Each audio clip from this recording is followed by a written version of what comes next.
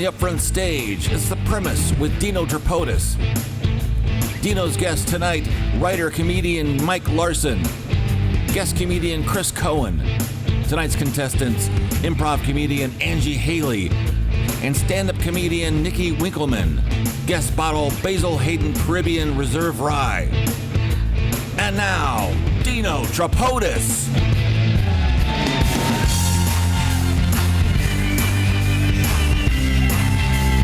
Oh, thank you so much. Welcome, everybody, to Whiskey Business Presents The Premise. Are you ready for a good time tonight? Yes?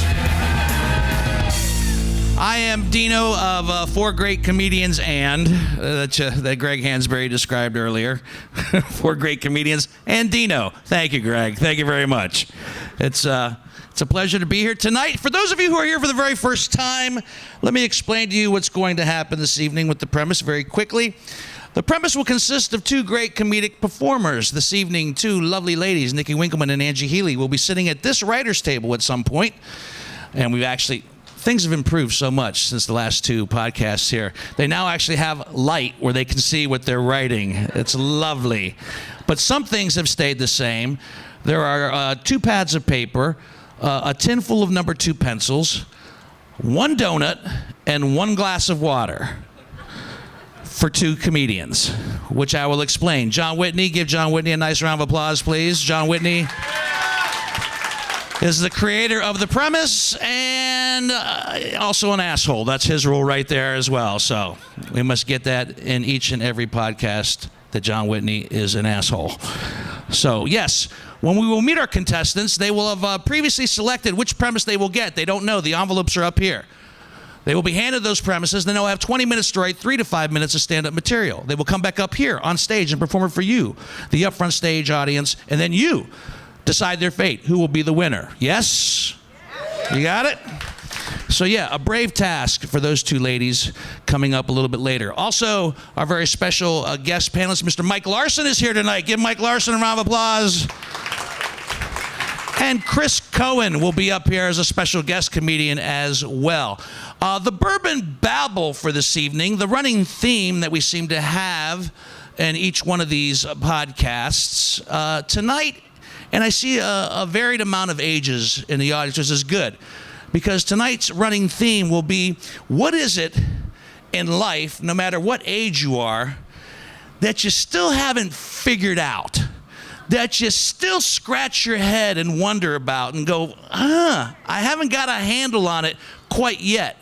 At 60 years of age, I will admit the very first one, the most predominant one in my life, would have to be women. Women.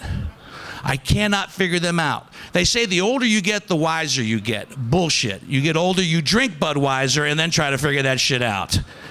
Because women especially, I mean, just when I think I've got you figured out, you change the game on us. I'll give you an example of what I speak of. Why is it, ladies, if you have a bad dream about us, your significant other,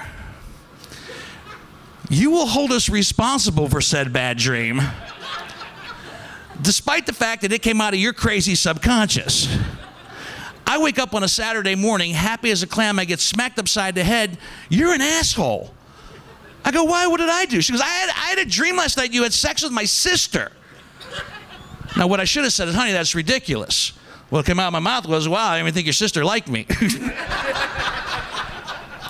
Still can't figure it out. At 60 years of age, I still can't figure out fantasy football. Oh, everybody was going crazy over fantasy football, getting their teams together, doing research, trying to put together the perfect team for their fantasy football team, going over statistics and players, and so then groaning and moaning when things would happen in the first week. I don't get it. I can't wrap my head around it. To me, fantasy football is my girlfriend saying, honey, you can watch football all weekend long, and I'm just going to be here walking around naked and making you sandwiches. To me, that's fantasy football right there. Yeah, right there. And that's kind of close to what actually happens in my world, except it's a little bit different.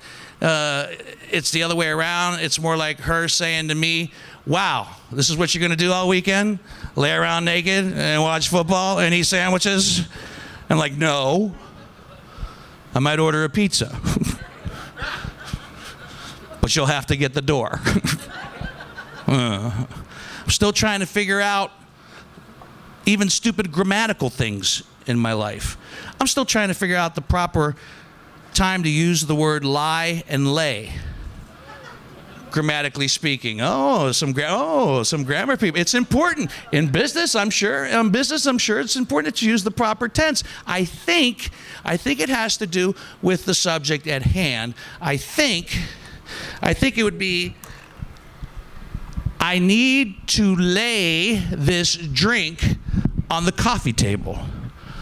I think it's, I was feeling dizzy, so I decided to lie down on the couch. While I was on the couch, she decided to lie down with me. Then I got laid. And in the morning, I had to lie in order to get out of there at a reasonable time. I think somewhere in there is the actual grammatical truth. Am I right? Yeah. All right. Are you guys ready for the premise? Tell me yes. Here we go. Back to the table.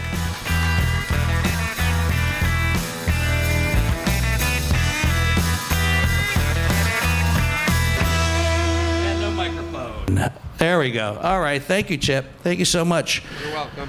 Well, like I mentioned, Chris Coen and the ladies, Nickey, Winkelman, and Angie, Healey, coming up to the stage in just a little bit. For those of you who are regular fans of Whiskey Business, you know that we always have a guest bottle on the show. And tonight, even though it is the premise, it is still technically Whiskey Business. And I purposely took this cork off, there we go, so it wouldn't be hard to put back on. This is, for those of you in the whiskey know and the want to know, this is Basil Hayden's Caribbean Rye Whiskey. 80 proof. It is a combination of 8-year-old Kentucky straight rye whiskey and 4-year-old Canadian whiskey, mixed together with an addition of some black strap rum, which ties the two ryes together in a delightfully pleasant, look at that color, you can see that. Also, aged in rum casks as well. So this goes for about $45 a bottle, and it's 80 proof. It's not going to mess you up, and it is delicious. What are you taking a picture of, Chip? Me drinking the good stuff. There's about 5,000 pictures of those, of me drinking something. Thanks for adding another one to the mix. But if you guys want to pick this up, we at Whiskey Business enjoy bottles that are under $50 a bottle, and this one qualifies at about $45 a bottle. So I will share that with my guests. Also, tonight, the winner of the premise this evening will win a good bottle of whiskey. Maker's Mark for hitting the mark. Yes, to the winner. And to the loser, a shitty bottle of whiskey. From the lower shelf, Benchmark, Old Number 8 brand. As you can see, they've tried to emulate the old Jack Daniel's Black Label. They can't use Old Number 7. They went with Number 8 because Number 8 is pretty great too, right?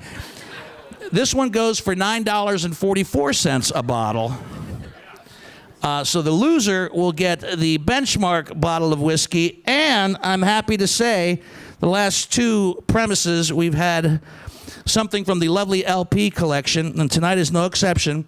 I thought since the two ladies were competing that one of them should be able to take home this lovely, it even says right here, this record can be played on a stereo phonograph. It says that. This is Italian Songs Mama Never Taught Me, the Damara sisters right there for the loser.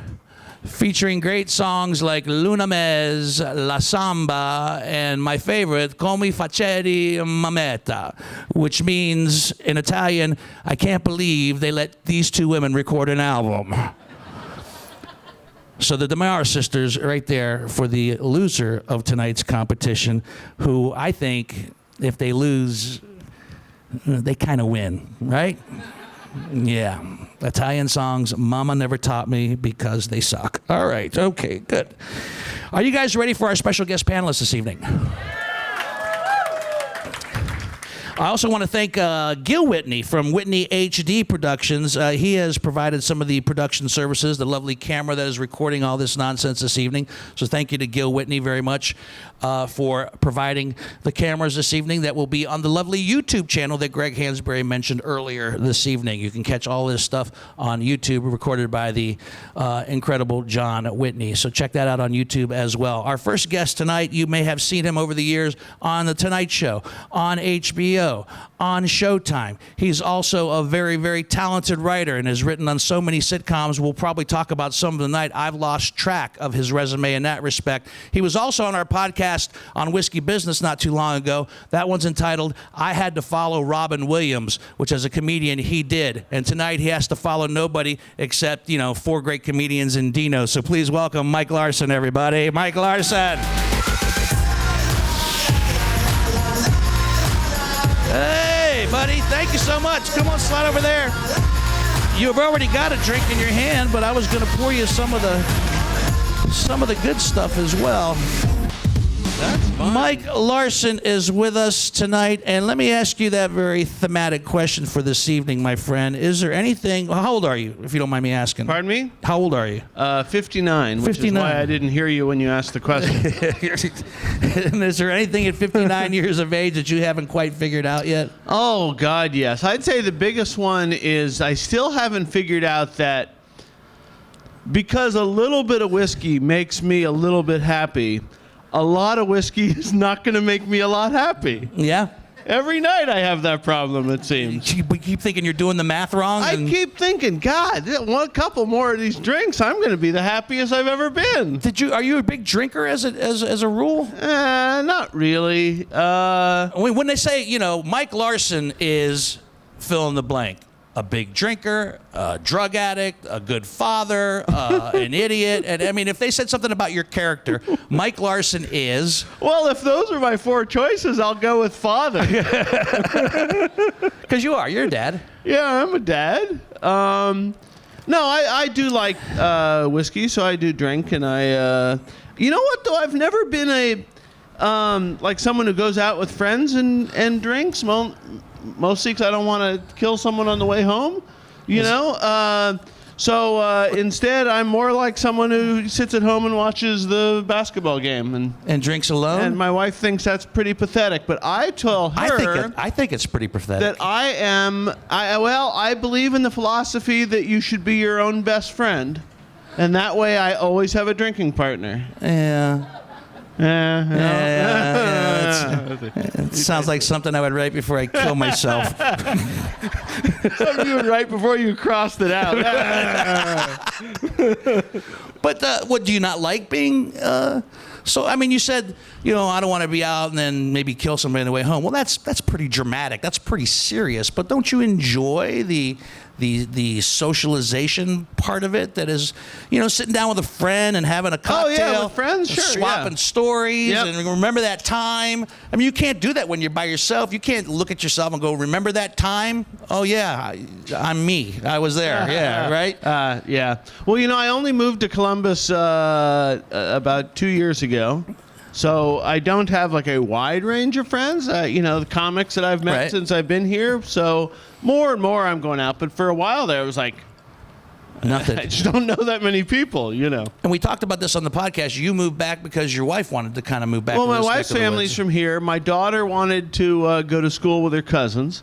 But also my career had just changed. I after, 20 years working on television shows and having gone into the studio, the last 5 years, all of my work has been freelance stuff. Mm-hmm. I didn't have to go into the studio. So it's like, why am I paying California money when I can go out and have a nicer piece of land, and we got chickens, and I love it out here. You have chickens? Yeah. You get your own eggs? We get eggs every morning. Yeah. Oh, I love the chickens. I do also drink with the chickens, so I'm not completely alone. Not alone. I do. The chickens appreciate it. Yeah. What was the first time the first time you actually went out and got eggs from the chickens? I mean, it's like magic. Yeah. For one thing, it's amazing. I don't even have chickens here. It's right that they make one of those every day almost is crazy. I mean, it's this complex thing that they make. I am amazed by it. Now they're not like meat chickens, so I don't eat them. The raccoons and coyotes do that. Sure. But no, when I first got them, my brother-in-law said, you raise chickens, you get free eggs every morning. But there's so much. I mean, after buying the hen house and then the protective fence and the food and the scratch, and it's like $14 an egg, I figured. Yeah. But they're good. They're good eggs. They're good. Better for you, right? But they're expensive eggs, yeah. How do you think the chickens feel? They love me. They love, but every day they're putting worms. every day they're putting out an egg, and potentially are they thinking at any point like, okay, this is going to be my little chickie, and that son of a bitch is taking them and frying them up. Well, Here I go again. I'll try again tomorrow. One thing that happens with chickens is that every now and then you get one that they call is broody, that it wants to hatch the egg, so it sits on it all day. Right. And it ain't hatching. There's no rooster. It's not hatching. So they'll just sit on it forever, and you got to constantly pull it out and then take the egg, and they do kind of look at you like, fuck you, man, that's my egg. Let go my egg. But hey, top of the food chain. Yeah, right, yeah. So chickens, did you ever think in a million years you'd go from the bright lights of Hollywood to pulling out eggs from chickens' asses and calling that a life? First off, Dino, we need to talk a little bit about biology. Yeah. Well, I mean, you're lifting the chicken's ass up, is what I meant. I don't mean you actually go in and pull the egg out of the chicken's ass. Like a long horse glove, Yeah. Unless they're really stubborn chickens. Yeah. Yeah. That don't want to give up the egg. But so, you mentioned the whiskey, not being able to figure that out. The whiskey part of it. What else? At 59 years of age. That I have not been able to figure out. How long you been married? This time I've been married 17 years. So this is second marriage. Second marriage. Yeah. The first one was 7 years. Okay. Yeah. So 7 years is, and by today's standards, I think is a decent shot at it. What made it go belly up after 7? Really? That's what you want to talk about? Shitty marriages? Shitty marriage. Over the course of a cocktail? Now, honestly, you know what? That first time around, while I wasn't technically young, I think I was immature. And one of the things where they say you marry your best friend, and you realize that, Carl's my best friend. I didn't marry him. Yeah. And it just, but I'm a comedian. I'm an idiot. So what makes one of them goes 7 years, but one goes 17 years, and obviously that's the successful one. So what's the secret to 17 years of happy marriage? I didn't say it was 17 years of happy marriage. I said it was 17 years. It's a journey. No, it is what it is. It's fun. It's great. But no, it is, and people always say it's work, and I know. I mean, I tend to blame myself for everything. So why? Why do we do that? Because I'm a comedian. Why do we do that? Or no, maybe I'm a comedian because I do that. Yeah. Why do we do that? I mean, I don't know. I suffer from the same thing. I blame myself for everything. Years ago, I was at a party in New York, and a bunch of comedians, and some of my idols were there, and all these comics that I knew were there, and I was kind of in the corner being stupid, shy, or whatever, and Dana Gould was there, and I told Dana, I was like, God, it just sucks. I kind of get anxiety when I'm in a room. And Dana's like, Of course you do, stupid. You're a comedian. We all do. And it was like, it like opened up the whole world to me. Before that, I really thought that I was the only one who like questioned myself, you know? And it's like, why do you think we do this? Is that why we do it? Is that why we do stand-up? Because we're anxiety-ridden individuals who go up on stage and... Oh, it's so much easier talking at people than to people, right? I mean, it's so much easier being in front of an audience and telling your stories and no one, you know... I don't know. This is getting a lot deeper than I expected it to get.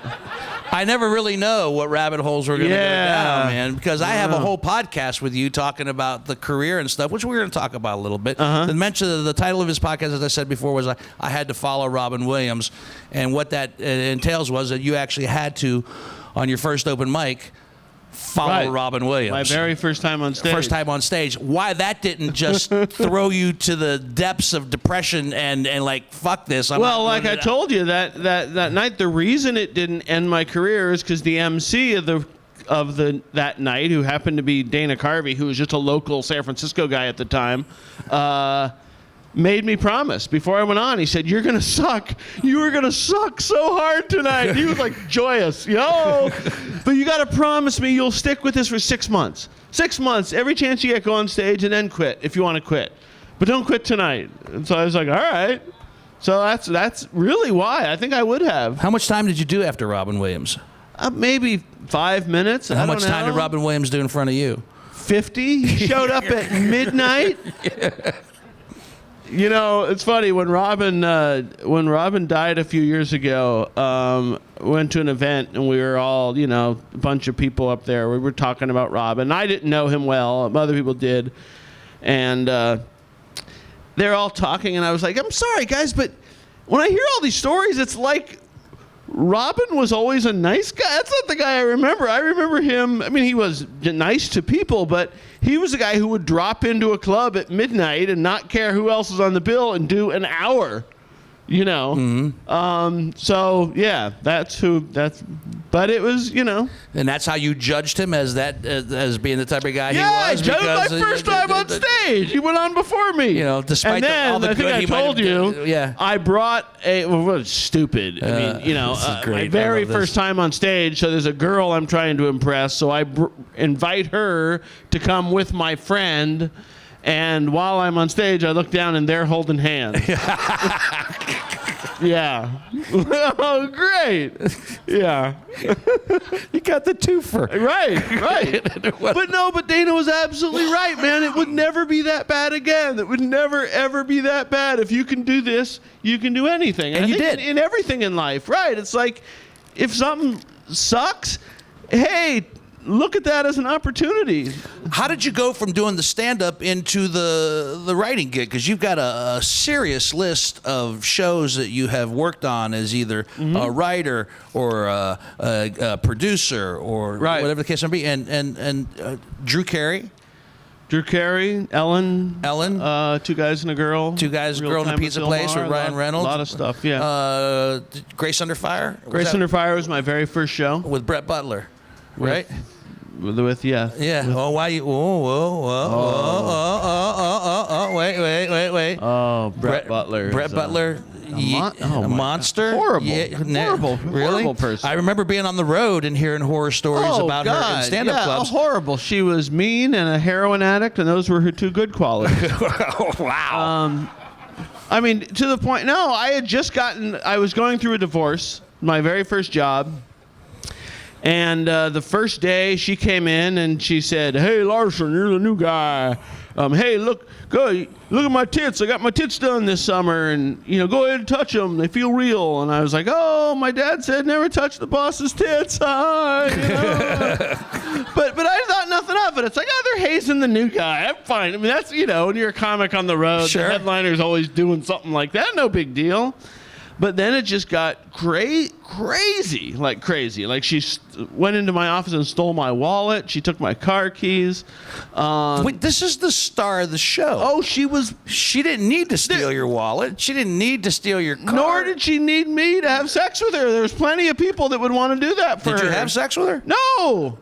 It's funny. All my friends are like, "What are you going on? You're single now?" And was like, but it was like I was like 36. I finally got my first writing job. You know, I worked, from the time I first started doing stand-up. That was the goal, to either get your own sitcom or to write on a sitcom, And I finally got it. It's like, hey, I'm not going to be known as the guy who, screwed the star or claimed sexual harassment or something. I just wanted, and I kept saying, Brett, man, let me do my job, man. I just want to do my job. Did she want to sleep with you? Oh, it was horrible. I mean, she would come by my house at like 4 a.m. and knock on the door. And want to sleep with you?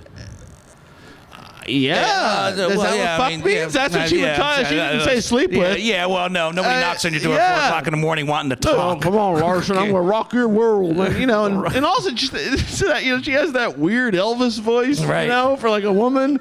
But no, to the point that the final week that I worked for the show, she had a bodyguard that was mostly to protect people from her being hurt by her, Yeah. So the final week of the show, I lived about 2 blocks from the studio. I'd walk to work every day. And I go out one morning, and Jimmy, the security guy, is in front of my house. And I was like, uh-oh, what's going on? He said, for this week, I'm going to hang out with you. And I was like, what? What? And he said, well, there was a threat, and Brett does have a gun. So I was like, okay. So, no, it was horrible. Wow. It was, yeah. And the show was a hit initially. Yes, the show was a huge hit when it first started, and that year too it was. And then the following year after I left, not because of me, but because Brett just went down the rabbit hole, self-destructed, and it just got horrible. But no, it's as a comic, that's all you want. And some of my best friends got shows. Like Ray Romano got a show, and I was so happy for a friend who got a show. You know, and so when a comic gets a show, and then they mess it up, it just makes you mad. Right. It's like, God, I wanted a show. But Brett wasn't really a friend, was she? No. I didn't know her from stand-up at all. Ray Romano. But she was a good stand-up. Yeah, she was good. But I heard horror stories on the road, I know. too. Yeah. I worked with her once as an opening act, but I had no interaction with her whatsoever. She didn't want anything to do with the opener at that point. And I've written about this a number of times for, and we'll talk about sexual harassment or whatever. It has nothing to do with being attractive or what else. It's all about power. She knew I was going through a divorce. She knew that the showrunner brought me on the show because he personally liked my writing, and it was a way of getting at him. It was all that. It wasn't, maybe initially it's flattering when someone says, hey, touch my tits, but no, it was just creepy. And that's how I know as a man, it's weird enough because I could ultimately, if I had to, I could overpower her. But that's what's going through your mind? Well, yeah. I don't know where it's going. If I have to, I can take her. I don't know where it's going. No, it was weird. It was I never, ever in a million years thought I would ever have to deal with something like that. Let me ask you one more question. Yeah. Speaking of the ladies, your first gig is with Brett Butler, and then you get to work with Ellen DeGeneres, who seems to be still, as we speak, America's everybody loves Ellen. She's awesome. Yeah? In fact, she told me in the interview when I interviewed for the job, she said, I promise I will never sexually harass you. And I was like, all right, I'm coming. You got me. Yeah. Now, Ellen was, oh my God, talk about night and day. Ellen not only was, she's a very serious business person. I mean, people, there are people who have personality issues with her because she's so driven. But on a show night, you'd shoot in front of a studio audience, and you would do 5 takes of each scene, and you'd be running in between takes to give them a new line, and that's hard as it is. Ellen never, that entire season, never forgot a line. We had Emma Thompson did an episode with Ellen, and Emma would 4 or 5 times say, sorry, line, and then she's like, what is this? This woman is a robot. How does she never blow a line? But no, Ellen was just incredible. She was awesome. So, night and day as far as a working relationship. And most people I worked with, and Drew Carey's the nicest man on earth. We talked about Drew on the podcast. Most people I have found that I worked with in television were super grateful that they were there, and they realized that they didn't deserve it. you know, they got a ticket and they're making the best of it, you know, which is kind of how I always felt in everything I do, whether it's stand-up or whatever. I always felt like, hey, why do I get to have a career where I don't have to work? You know, I get to write jokes and make people laugh. That's awesome. Yeah. You know, and I think most people in comedy, and you probably feel the same way that I've met, are that way. But then there are that handful that you're like, if you're not having fun doing this, you are not doing it right. I could probably count on one hand experiences in my world of stand-up and entertainment that of people who I just seriously they were bad people. That they said or did bad things, and for lack of a better description, dead to me because they were a cancer on my life at that particular time, and I could see where you understand. So, one last question before we go and introduce our guest, our competitors this evening. Do you feel confident that as Mike Larsen, comedian, writer, that as you move from California all the way back here to Ohio and pulling eggs out of chickens' asses and so forth and so on, do you feel that you have successfully not burned any of those bridges? Do you think that people that you worked with in that industry that you had so much respect for are saying the same thing about, I work with Mike Larsen and he's a... Yeah, I think the ones who remember me said nice. I work my ass off. I'm a blue-collar kid. I was the first, I grew up in a big family, the first one to go to college. So I grew up. I remember my dad telling me in 8th grade, he's like, he used to say, there's no Larsen bump. He's like, there's no Larsen. You're never going to get anything because you're a Larsen. You're never going to walk into an interview and go, oh, you're one of the Larsen boys. No, it's all on you. It's all on which you. was really just good advice. And he was wrong. There were people loved him, but no, I'm not saying I haven't pissed people off or occasionally burned a bridge here and there. In fact, I'll tell you really quickly. I used to have a girlfriend that whenever I would get like kind of angry and I'd be talking on the phone to my agent or someone and I'd be angry, she'd come down and say, "Is that a bridge I smell burning?" So I was always like, okay, yeah, let's not do that. Mike Larsen, you can hear him on Whiskey Business. The podcast title is I Had to Follow Robin Williams. It's an hour-long conversation with this very entertaining and just filled with great stories guy who's amongst us now here in Central Ohio. So give Mike Larsen a nice round of applause and thank you so much, buddy. Thank you. So don't go anywhere. You're staying right here. I'm staying here. You get to stay right here because we're going to meet our competitors right now. Are you ready for that? Are you ready to meet our competition for this evening? All right, music, please, as we go back. Music, please, as we go back. Oh, 2. I swear to God, we've done this 2 times before, ladies and gentlemen. I swear to God. All right, are you ready to meet our competitors for this evening? First up, you can see her actually tomorrow. She runs a monthly show at the Two Truths Bar with Brooke Cardis. It's a comedy show, which will be back there tomorrow night, as a matter of fact. But we got her here on stage this evening. Please welcome Angie Healey, everybody. Angie Healey. Thank you, Angie. There's Angie. Competing against Angie this evening, a Shadowbox favorite, and we've had her here on the premise before as a guest comedian, but she said she wanted to compete on October 29th. Her show, Bad Listener, a one-mannequin show, and there is a mannequin involved, yeah. We'll be here right here on the Shadowbox stage on October the 29th. Please welcome Nickey Winkelman, everybody. Nickey Winkelman.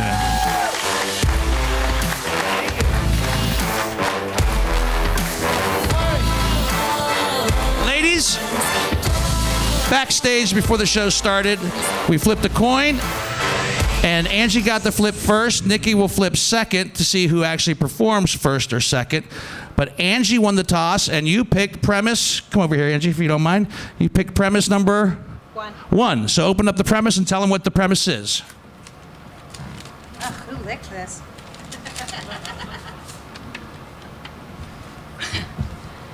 The premise is relationships. All right. Angie gets relationships.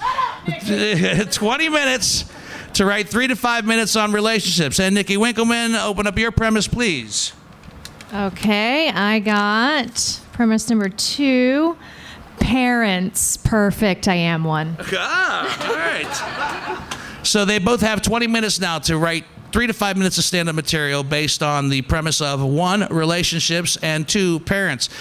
Anything in those parameters that their minds come up with. There's 2 pads of paper. There's number 2 pencils. You have 20 minutes. You'll hear a buzzer go off when it's all said and done. Fight over the donut. Share the water. Give them a round of applause and wish them the best of luck, everybody. Our guest comedian for this evening, while the ladies toil away, is a very good friend of mine who I've had the pleasure of working with a lot over the last few years. I'll be working with him again, I think, on the great debate coming up in November, Ohio State versus Michigan.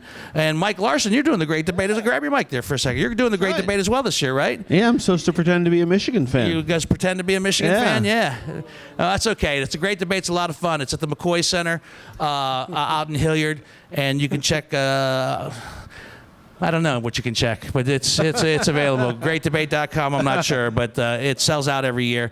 But it's a pleasure to have our special guest comedian for tonight. You can follow him and everywhere he might be at ChrisCoenComedy.com. How about a nice round of applause for your special guest comedian, Mr. Chris Coen, everybody.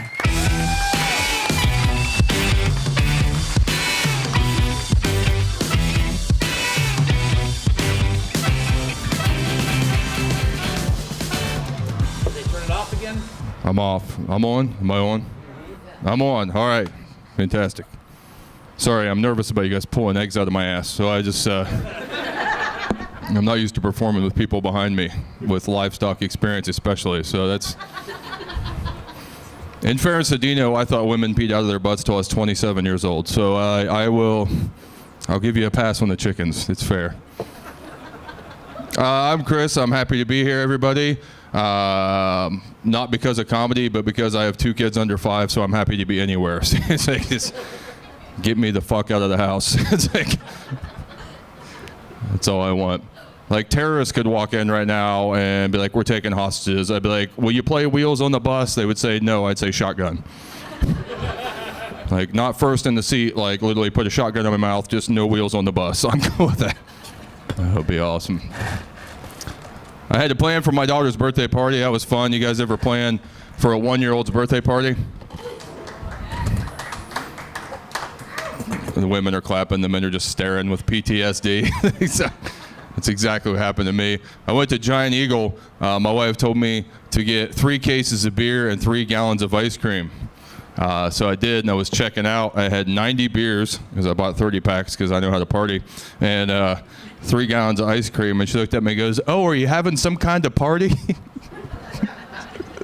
I was like, no, I'm going to have the funnest suicide ever. It's going to be...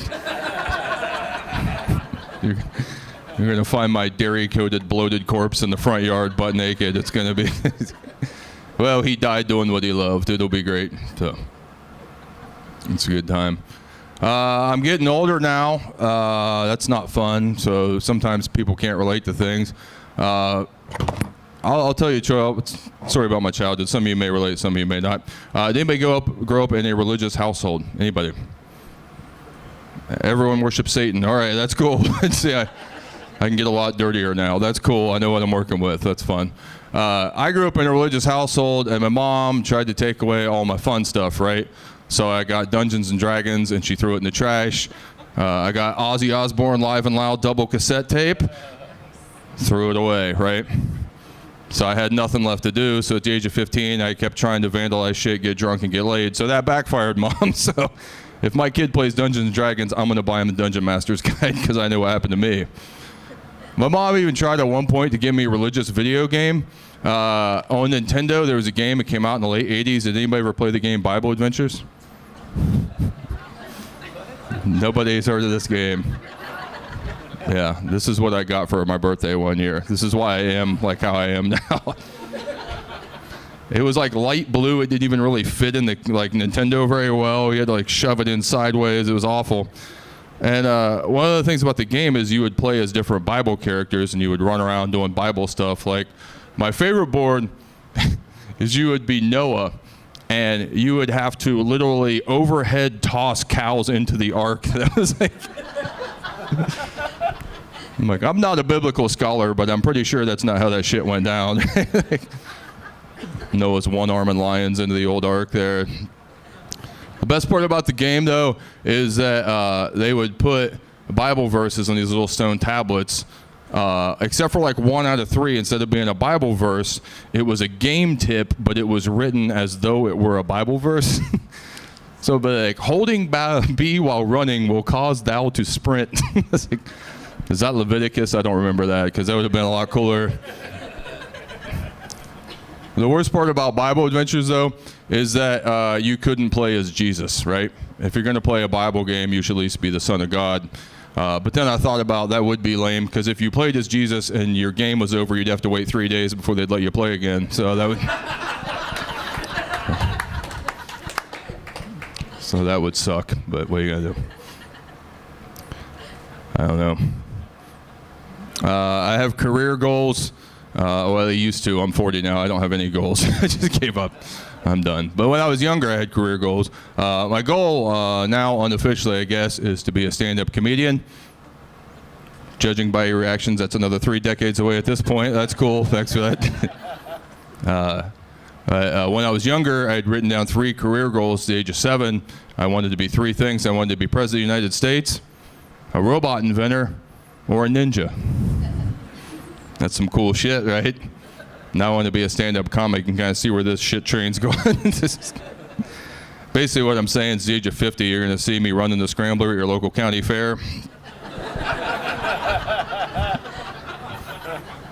You guys can probably see me now all bald, smoking a cigarette, being like, hey, you kids quit pushing. Some of you went to the Franklin County Fair this summer, I see. That's cool. If you see a guy that looks like me but with less teeth and more meth, that's my uncle. He'll give you a free scrambler ride if you name drop me, so just keep that in your back pocket right there. We're doing a whiskey podcast, so let's talk about drinking. I like to do that. I like to drink, but one thing I've learned from being arrested 7 times is that cops don't like me drunk as much as I like to be drunk. I was outside this college party one time, and I was having a cigarette, and a cop came up, and he's like, I'm going to bust everybody in this party and charge them. And I was like, I don't give a shit. It's not my party. He got really upset, and he called for backup. He's like, do you know what the penalty for a misdemeanor is in the state of Ohio? And I said, yes, sir, I do. It's 6 months in jail, $1,000 fine, or both. He said, what are you, a pre-law major? I said, no, officer, but I have been convicted of 3 fucking misdemeanors. So I started taking notes after the second one. I'll give you a little PSA also. Do not drive drunk, whatever you do. If you are, we have options now. We have Uber, we have Lyft, or my favorite option is wait until you leave and pull out right behind you so you can draw them off my scent. That would be good. That's my favorite method of driving drunk. I seriously don't drive drunk anymore, because the last time I did, I was so drunk I ran over a dude. Yeah. In my defense, it was 2 o'clock in the morning, so he's probably up to no good anyway, right? Of course, in his defense, he was in his bedroom when I plowed in the side of his house. So. He's still got one good leg. It's all rainbows. I'm kidding. He's dead. Let's move on. I'll leave you on this, and we'll get into the fun stuff here with the panel. Have you guys ever been really drunk and seen something so messed up it sobered you up instantly? Can you act like it has? That would help me out a little bit right now. Thank you. All right. Thanks for your fake agreement. Apparently, everyone out at a Tuesday at 9 p.m. has never been drunk before. All right, that's a first. I got really drunk one time, and I had a DD, which was weird for me at the time of my life.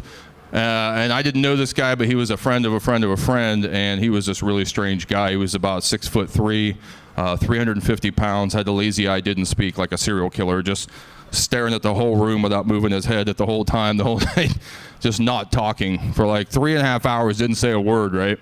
Kind of creeping everybody out, but he was going to drive, so he was cool. So we're driving.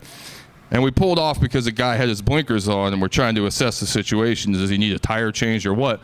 The reason why the guy in front of us had pulled off is because he had hit a deer, and the deer was still alive, but it was flopping around in the snow because it had 2 broken legs. And I'm trying to process all this in my drunken brain, and my driver gets out, and he stands over top of the deer, and the first thing he said all night is, well, there's only one thing to do. And I went, holy shit, he's going to shoot this deer right in the side of the road, but I was wrong. Instead, I watched with my drunken eyes as he tackled the deer in the snow. He slapped it in a rear naked chokehold, and on the 3rd twist, he broke the deer's neck, killing it instantly. I was sober as shit right there. We got back in the car real quiet, and we're pulling down the road, and the guy in the back seat that had invited this maniac in the first place, who weighed about 120 pounds soaking wet, he had to pipe up, and he was all emotional. He's like, hey, man, why'd you have to go and kill that deer for? I was like, I'd probably shut the fuck up right now if I was you. I could just see later at night, like, oh man, I rolled my ankle. He'd be like, well, there's only one thing to do. All right, that's it Chris for me. Coen, everybody. Have a seat, my friend. I got you one poured already. Look at that. Chris Coen, one more time for Chris, everybody. The ladies will be coming up here in about 10 minutes with their competitive task at hand. Welcome. Thanks for doing this. I appreciate thanks it. for having nice me. to have you. You mentioned being older. I mean, do you read that? And I personally laugh when I hear you guys saying I'm getting old, because I started doing stand-up in my 30s, and I remember doing jokes about being 40 and 50, and I'm kind of curious as to compare notes as to where we are, where I was at 40 and where you are at 40. I was nowhere close to where your life is. How many kids do you have? 2. 2. And how old are they? They're 4 and 1.5. 4 and 1.5 at 40 years of age. Yep. I was 36 when my daughter was born, and now I'm 75 years old. Exactly, right? Now, was that the plan, or there was, did you sit down with your beloved and said, let's have 2 children? No, honeymoon baby. Don't do that. Don't ever have a honeymoon baby. No. It's funny because when my wife told me she was pregnant, my first reaction was, holy shit, my life's over. And I was like, oh, wait, I waited until I was married. And then I was like, wait, holy shit, my life's over. I had like a double take of that, so. So, I'm sorry, boys, girls? The boy is the younger one, and my daughter is the older one. Uh-huh. And I have a daughter, so I'm sorry. Yeah, no, I'm sorry for you as well. So, but I'm obviously partial to my daughter. I don't. Do you like having a son? Are you excited about having a son, or are you looking at your life and going, oh boy? I heard someone say this once, and it's not my line, but someone said when you have a daughter, you worry about what people will do to her. When you have a son, you worry about he will do to other people. Mm-hmm. And that's pretty accurate. Yeah, right. Yeah. My son is just nonverbal and just destroys everything. Well, he's 1.5. He's not going to even compared to my daughter's like would set things up at 1.5, and everything had to be in its place. And my son just comes and rakes it and hangs off the sink, and he stuck his arm in the toilet the other day. He sticks his head in the microwave. It's like he's like a punk rocker that doesn't speak. He's just and shits his pants. Well, punk rockers shit their pants too, so that's Sure. about it. Okay, So yeah, he's that. a punk rocker then. And Mike, how old are your kids? You don't know. 13 and 32. 13 and yeah, I had a dry spell there for a few years. a little bit of a dry spell. But I have my 3rd grandchild that will be, I think tomorrow is probably, it's like any day now. Yeah, we talked about that in the podcast. So yeah, that due Congrats. date's coming up. Congratulations, Grandpa. I know. I It's know, great. Well, right? when you have children when you're young, you have grandchildren when you're young. What about you? Any more kids for the Coens in the picture? Not if I have anything. I said if I have one more, I'm going to do a homemade vasectomy, like how they used to remove teeth. I'm just going to tie a string around the doorknob and.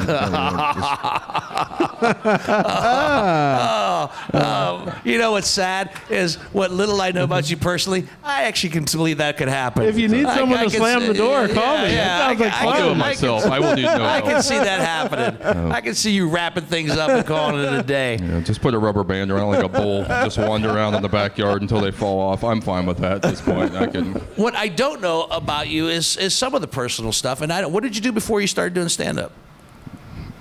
Drink. Yeah. And during, of course, and since. But no, I've been in sales somehow. I don't know how. I don't know how I've been not fired from every job. So I did stand-up. Literally how I got into stand-up is my college roommate of 3 years signed up to do an open mic at the Funny Bone, and I went to watch him. And he got cold feet. He was up next, and he didn't go, and I was just murdering him outside, like, oh, you're such a pussy, blah, blah. I was just going off. And he's like, well, why don't you do it then? And I was like, if you sign up again, I'll do it. And so he got on, I didn't, and he did all right. And then the first time I got on stage, they were sold out because one of the local radio stations had its DJs on, and they sold out. So the first time I did an official, real 5 minutes was in front of like 325 people. Oh, wow. Okay, that's not normal. No. For a first time. No, I was really drunk, so I didn't really care. Yeah. And you didn't have to follow Robin Williams. That's right. No. Yeah. No. But doing comedy for 300 people is a lot easier than doing it for 30 people. You have nailed it 100%. Oh, Yeah, I right? did Yeah. a concert show once, and someone said, "Oh, were you scared performing for 5,000 people?" It's like, are you kidding? I performed for 5 people. 5,000 was awesome. 5,000's easy. Yeah. Yeah. My 4th month in comedy, the headliner no-showed, and to get paid, because the bar owner was very angry, he said, you have to do 45 minutes, and there were 4 people there. And they said, are you the guy from Zanesville? And I said, I'm from Zanesville, yes. They said, do you work at the bar? And I said, no, that's my roommate from college. And they got up and started to walk out. I was like, please, God, stay. Because I have to do 45 minutes, and I had no business doing 10 minutes, and I somehow did 45. And the bar owner handed me money and said, I'll never have comedy again. And he blamed you? It wasn't my fault. He can't but blame yeah, no. you. How does he blame you? Well, if you saw my set, you would probably blame me too. 40. I had a private party recently ask me to do an hour and a half, and I was like, no, you don't want that. And I go, you don't have the material? It's like, it's not about material. Trust me. Trust me. At 30 minutes, I will kill. At 45 minutes, I'll do really good. At an hour, people are looking at their watch. An hour 10, people are hating me. Yeah. No, stand-up comedy. I don't care who you are. I mean, George Carlin, you'd see him in concert. He would never do more than 40 minutes. Right. He knew. No, you keep it pure. It's not like a band where you can just keep doing a riff, in every song. It's always good to, I would think, leave them wanting You a would little right. bit more, right? I mean, over the years, I've done 45, 50 minutes. Right. I've had those nights where I've gone an hour, but that's only been a night where it was really, I mean, those extra 15 minutes were well spent. Yeah. I mean, that was just those magical nights where that they're with you. Right. But I've never been in a situation where, like, 45 minutes in, I think I want to do 15 minutes more, and I'm not contracting going for it. That's it. If it's going great, that's fine. That's You do a little fine, but more, when it's not not- up front, I got to promise that. No. Yeah. I agree. I totally agree. I've been part of a 5-hour comedy show before. Somebody did 5 hours? No, not one person. But collectively? Yeah, collectively. And 4 of the people had never done more than 3 sets in their life. And, How the hell does that turn into a 5-hour show? Who books that? So funny story. I did it, and I was the MC, which meant I was on stage a total of 12 times because he had 11 comics on the show. Oh, my God. And I had to bring the room back, and it was an awful room. And afterwards, he said he wasn't going to pay me, and I was so filled with rage after 5 hours, I double hand choked the guy. And he weekly pulled out $50, which was the agreed to fee, and I got paid, and no one else did except for the girl right behind me. So. And you had a problem with the guy choking out a deer? The deer didn't promise him $50, so the deer didn't sit through a 5-hour open mic my either. I God. can tell you that much. I like that you have so many choke moves that one of them is called the double hand choke. The The double hand choke, right? You have options. When a guy's got choke options, it might not be the guy that you want to piss off at some point. So, are you an angry person by nature? It takes me a lot to get there. Well, you're one of those long fuses type of Yeah. people, right? Yeah, You're not a short fuse guy. No, not Like at I all. can't just fucking smack you in the shoulder and that's not going to fucking You just do gave anything. me a whiskey. You can slap me right in the face Yeah, I'm about not, 12 more times.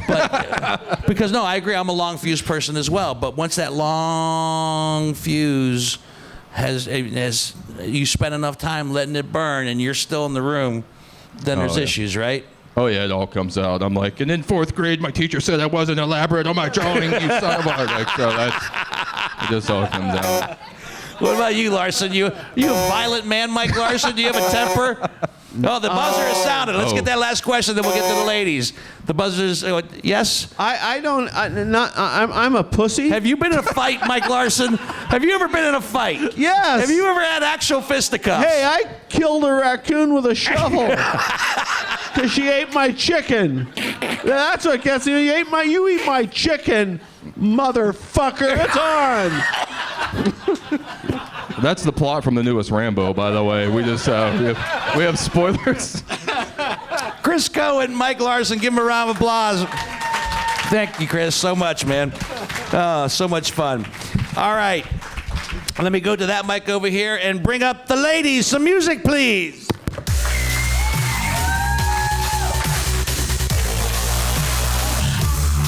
All right. Okay, welcome back. Come up. All right, Angie, you got to call the toss backstage, so we're going to do the live toss here now. This will determine who gets to go first. And just to refresh your memories, Angie had premise number 1, relationship. Nickey had premise number 2, parents. So, Nickey, you get to call the toss. Okay. Heads. She calls heads. It is tails. Once again, Angie wins. So, Angie, you have first right of refusal. You get to decide if you want to go first or second. I'll go first. Angie will go first, everybody. All right. So without further ado, and the premise of relationships, after working for 20 minutes on a premise she only got this evening, 3 to 5 minutes of stand-up material. A nice round of applause for Angie Healey. Here we go. I appreciate you, Dino, honestly, for having so many vaginas here up with you in this moment. I promise we have not scheduled a free bleed party. If you're unfamiliar, it's where you just lay out a yoga mat and you just let your menses collect into a pool together of friendship. That could be a relationship. Oh, wow. Buckle up, Polo. You know what I mean? Get ready. I feel like, honestly, I've gotten a little bit better at relationships as I've gotten older. I'm 34. And I have been in times often a little spiteful and would let things build. Like I would let annoyances build and not address them. I had a partner who just absolutely fucking irritated the shit out of me with the habit of being a drink saver. Do you know what I mean? Like somebody who was like, there's like 6 sips of orange juice left in this cup, so I'm going to put it back in the fridge. I went to Taco Bell and didn't finish my Sprite, so I'm going to put it in the fridge. I'm not done with this 0.5 ounces of milk. I don't want to be wasteful. I'm going to put it back in the fridge. Every time I opened the fucking fridge, it was like a chance to win a goldfish. There's just glasses everywhere. It was so irritating. I hated it so much. And I started to see myself, honestly, I was just like, I am seeing myself in these glasses. It's just like unfinished, neglected relationship pieces that you have shoved in a container and let rot. And I addressed this and I was like, honestly, I don't understand. I don't know what to do. I don't know what to do. And we got in a big fight about it. And my partner was like, okay, fine. I'll drink them. Ong, gong, gong, gong. And I was like, honestly, I'm really beginning to see myself in this. And mostly because I peed in them. I just want you to know I peed in all of those cups. That was the end of our relationship. I'm not good at breakups. I'm really not good at breakups. That same partner, I moved into a new apartment. They came to get some of their stuff I had accidentally moved with. And they were like, oh, can I use your bathroom? And I was like, oh, sure. I went upstairs, came downstairs, and I was immediately greeted with a fuck you, asshole. I was like, quoi? You know, like, I don't understand what I'd done. There are 2 toothbrushes in your bathroom. I was like, fuck yeah, there's 2 toothbrushes in my bathroom. Are you kidding me?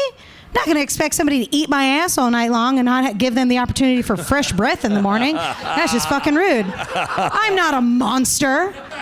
You know, like, you're ridiculous. You're ridiculous. I am, as you could probably imagine, what you would consider a woman who wears comfortable shoes, if you get my meaning. And I find that, like, doing dating apps, like lesbian version of Tinder, is a nightmare. It is a nightmare. There are 5 girls in every photo, and 3 of them are the same, and you have to determine who it is you're flirting with. It's an asymmetrical haircut, Where's Waldo nightmare. You know, I just absolutely hate it. I was talking to a girl on Tinder. I asked her out on a date. She showed up at my house. Nightmare started the night. We were wearing the same fucking shirt from Target. I was like, I'm going to change, and then we can go on a walk. Our date was to go on a walk in the woods with my 65-pound husky. He looks like a white Arctic wolf. And she was like, sure, la, la, la, let's go. Men do not have that grace. They absolutely do not. There's no way that any woman would go on a fucking walk in the woods with a dude and not be absolutely convinced there's a wood chipper at the end of that trail. You know what I mean? She's like, should I just get in the trunk now? Or, you know, like, what do we need to do? I feel like it's silly. I'm in a new relationship now, which is like fun. It's cool. We do like fun stuff, like each other still, which is awesome. She has a cat, which I'm not like a particularly big cat person. I find they what is it about cats? Every time I leave a toothbrush in a house that has a cat, it has more bristles than I started with. They just leave their hair everywhere. I feel like when you're gone, they just cling their nails in the ceiling like a cartoon Garfield and just put on their best Gloria Estefan. And they're like, come check about me, feel that song. And it's horrible. And they're just raining down hair everywhere. And there's hair all in the bed. And I desperately need, I think for this relationship to really work, just one invention, and it would just be the easiest, smoothest thing that could possibly happen. And all I want is like a shark vac that you can put on the wall that's like explicitly safe for labia. You know? Because otherwise I don't have to do so much of that, like. And she's like, is it the cat? No, it's not the cat. It's totally not. I was eating just blades of grass for lunch today. I just didn't get them all out of my teeth in that time. Oh, man. Y'all have been really sweet. My name's Angie Healey. Vote for either one of us, I guess. Angie Healey. With relationships as her premise. Well done. Have a seat. Come sit over here with us. And then we'll talk to you in just a little bit. After we bring up contestant number 2 with premise number 2, round of applause for Nickey Winkelman and the premise of parents. Thank you, Dino. Thank you. So I was on the show last month. If you're listening to the podcast or you're in the audience, and I did jokes. And I am a parent, so I have a lot of jokes about being a parent. So it was very tempting for me to cheat and not write new stuff. But I couldn't remember what jokes I did last time, which apparently is because I have mommy brain. I don't know if you know about this, but when you get pregnant, you get baby brain, where you can't remember anything. It's a really cruel thing that your body does. You're like, oh, are you taking care of 2 people now instead of just yourself? Okay, you're not going to remember anything. It's just really dangerous when you're trying to remember to feed yourself. Very strange things happen to your body when you're pregnant. I went to the dentist while I was pregnant, and I was like, hey, my gums have been bleeding more than usual. And she goes, oh, yeah, that's because you're pregnant. What?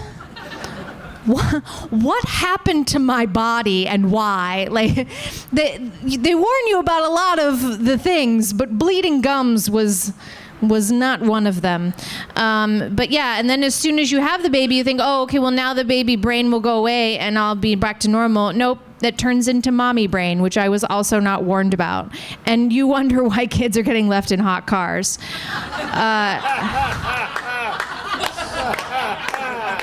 The moms literally don't know they're back there.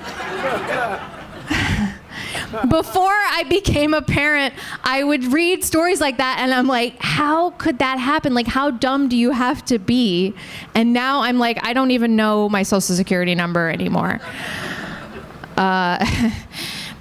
Before I became a parent, and while I was pregnant, my boyfriend and I, he is the father of my child. We're just not married, but he and I would talk about what kind of parents we wanted to be, and so we would say things like, "We're not going to be those parents that are like, shh, the baby's sleeping. We're just going to get him used to sleeping with noise." Like those were the things we would aspire to. We were like, yeah, he just is going to grow up in a house where there's music playing and it's fine, and we can have normal conversations while the baby is sleeping, and he'll just get used to that. And then like 3 months in, we were like, don't flush the toilet after 10 p.m. It's too loud. I talked to another mom that had the same issue, and she told me that she yelled at her husband for ripping tinfoil too loud. And I was like, that is so my life. I relate to that heavily. When I was giving birth, that was kind of when things changed a little bit in terms of what kind of parents we were going to be. We also talked heavily before we became parents about cussing, because both of us cuss a lot, him more than I do. And so I talked to him about it, and I was like, we need to start practicing now, not saying cuss words, because he'll pick up on that and pick up on that pretty quickly. And my boyfriend was of this mentality that was like, well, he's just going to learn all the words, and we're just going to teach him when to not use those words. I was like, he's going to be a parrot and not going to listen to your reasoning for a while. Very early on, he decided that it would be fun to teach the baby the word dong. D-O-N-G, dong. Yeah. He's a boy, and so he likes to slap himself in the private parts. Baby boys do that. They slap themselves in the private parts. And whenever he would do that, my boyfriend would say, slap that dong to the baby, who then one day when I was changing his diaper, slapped himself in the private parts and said, slap that dong. And I was so proud of his pronunciation. And really, really mad at my boyfriend. But we talked about it. We were like, we got to start practicing now, not using cuss words. And then it came time for birth. And not using cuss words went out the window for me real fast. I did not get an epidural with my birth. I didn't. I experienced the whole thing without drugs, which was a terrible choice. And we also didn't get our doctor that we had been working with the whole time. I don't know if you know this, but if you give birth past 5 p.m., your doctor's off the clock.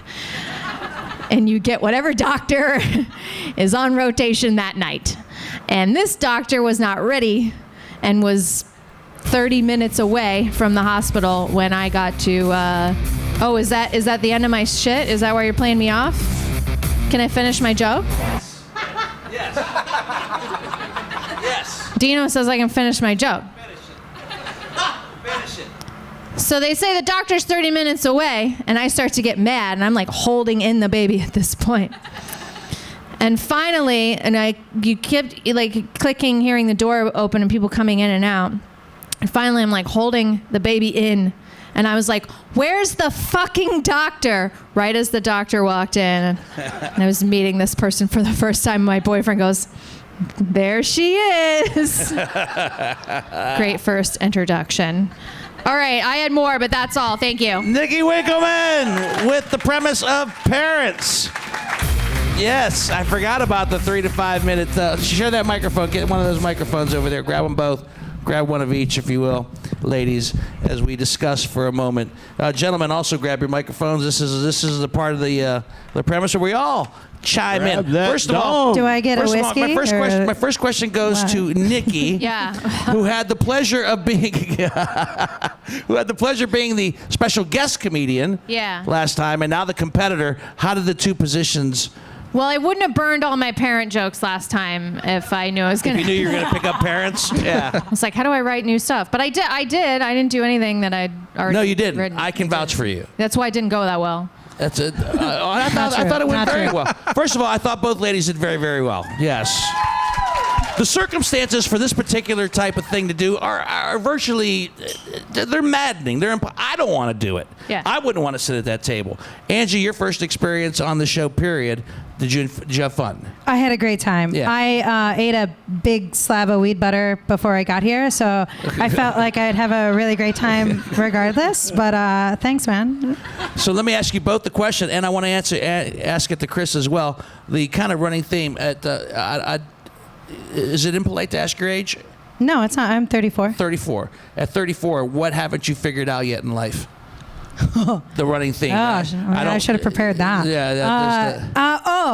Honestly, The one thing that's top of mind. I joke about it on stage, but it's very true in life. I am like a bloodhound for seeking out the secret bisexual in women. I am a lot of women's first woman. You have a gift for finding it? I guess, or maybe I'm a pariah. I'm not sure. Or do you like to seek it out? I don't like really seek it out. I'm usually more sought out. Then But they're like, you're my first. So you're. How do I do it? And I'm like, well. And how many? If I may be personal for just a moment, because I barely know you, how many firsts have you broken in? That's a crazy. Round up if you need to. 40 some. 40 some. Have I slept with more women than you men have? Is that why you're all like, Jesus? I can't speak for the other two, but I don't know what it is. You boys are pretty quiet over there. Well, I'm I'm a married. I'm not dork, saying but I'll shit. This is pretend not to be a podcast. bisexual if it helps. I had sex with my wife once. What? Where'd the other baby come from? You've got 2 kids, man. It really counted. It really counted. Nickey Winkelman, what's the one thing you haven't figured out yet in life? The big top thing. How to get in bed with Angie, I guess.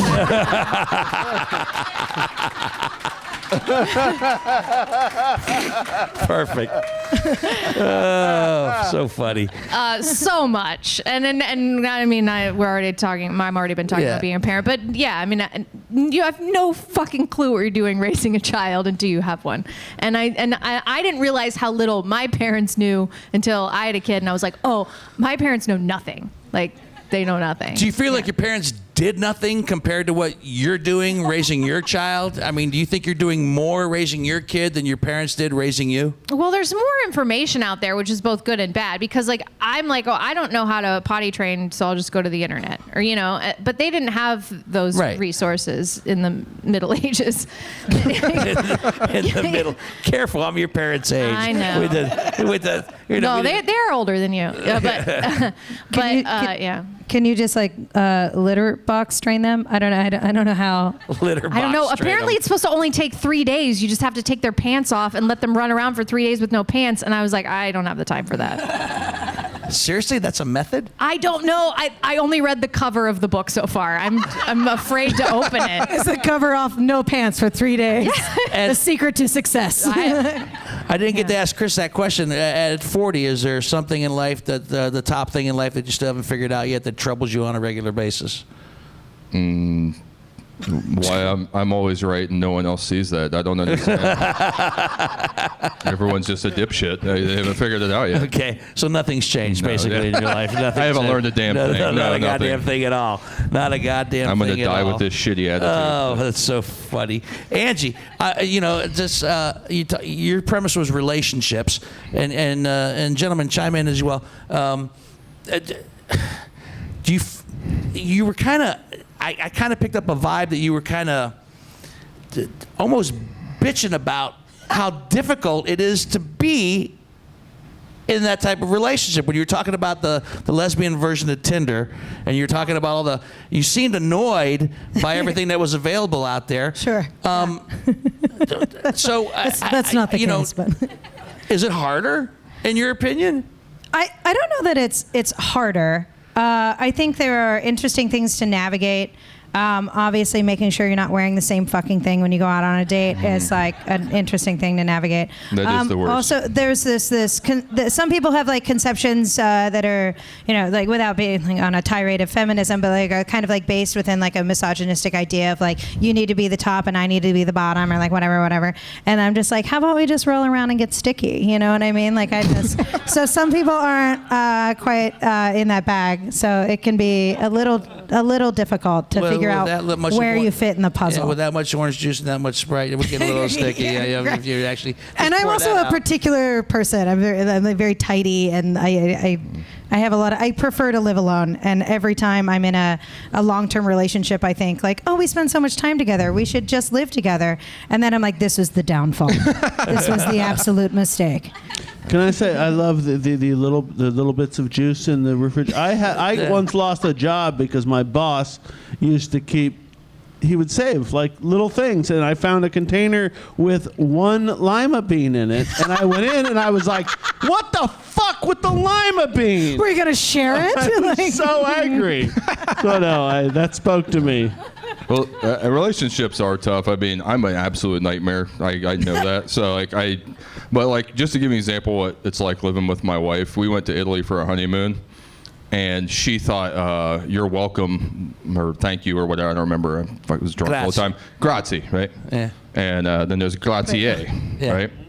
And then we found out which the correct one was, but it wasn't the one my wife thought it was. And we had 7 Italian people tell us what the correct one was. Yeah. And she was like, they're wrong. I'm like, they're Italian. They live here. This is their language. And she's like, yeah, it's grazie. It's not grazie.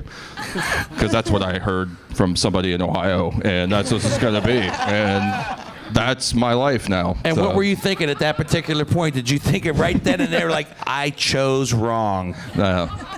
I thought, let me impregnate you on this honeymoon and have a daughter who does the same exact shit that you do. So I can argue with 2 of you. And well, Nickey, you didn't have the topic of relationships. You're with your baby daddy. Yes. Yeah. We're not. We talked about this last time. We're not married, but we are together. It's weird though, because when I tell people that he's my boyfriend, they think he's not my baby's father. But when I tell them when I refer to him as my child's father, they think we're not together. So I can't win. Why do you think that is? I don't know. I just lie and tell people that he's my husband. I just refer, and he does the same thing. He says my wife, and I say my. So why don't you guys, if you're going to refer to each other as husband and wife, why don't you just get married? Because the only person I don't say that to is the Medicaid office. Nope, still single. Just a single mom over here needing some help. Big round of applause for Nickey Winkelman and Angie Healey. We're about to put the microphone up there, and keep hold on to the microphones. It's up to you now, the studio audience, to decide which of these ladies is the winner this evening. So first up to bat, Angie, if you would take your respective bows, if you will. Angie Healey with the premise of relationships.